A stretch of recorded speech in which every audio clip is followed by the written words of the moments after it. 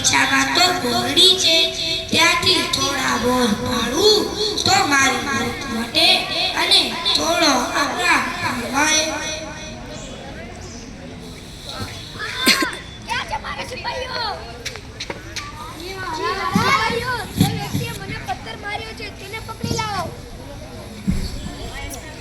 સિપાહીઓ, જે વ્યક્તિએ મને પથ્થર માર્યો છે તેને પકડી લાવો.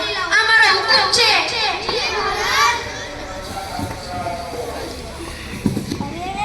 મેં શું કર્યું છે? છોડો મને.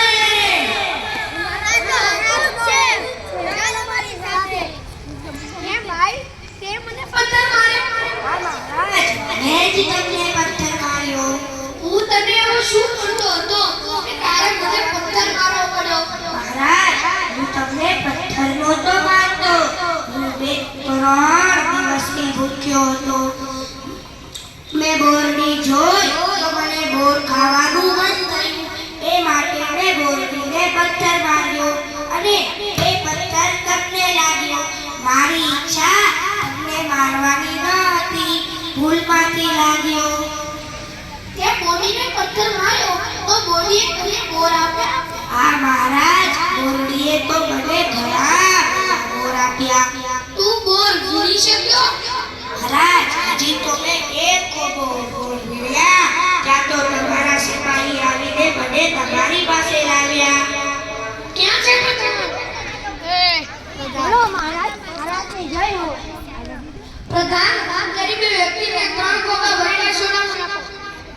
મહારાજ, તમને આ વ્યક્તિ પથ્થર મારીને તમારો કપાળમાંથી લોહીની ધાર થાય છે.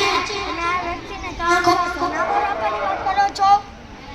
પ્રધાન, આ ગરીબ વ્યક્તિએ એક બોડીને પથ્થર માર્યો અને બોડીએ એમને આટલા બધા બોર દીધા. તો હું તો 1000 સમાજનો ધણી છું. મને પથ્થર વાગે અને હું કાઈ ન દઉં. હું એને 3 ખોખા સોનામાં દઉં ને તો એક પણ ઓછા મળે. તમે કહો તો આપી દો મહારાજ.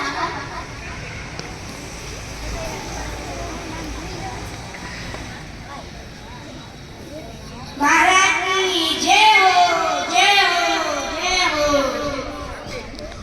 તારા ભરીને સોનામાં મળ્યા. જોયું મિત્રો, આ છે અમારા ભાવનગરના મહારાજ શ્રી કૃષ્ણકુમાર સિંહજી મહારાજનો પોતાની પ્રજાને પ્રેમ, ભાવું અને દયા. જે વ્યક્તિએ તેમને કપાળ પર પથ્થર મારી તેમના કપાળમાંથી લોહીની ધાર છૂટી છે. ઈ વ્યક્તિને મારવાની બદલે જીવાડી દીધો. તેને 3 ખોખા ભરીને સોના મોર આપ્યા.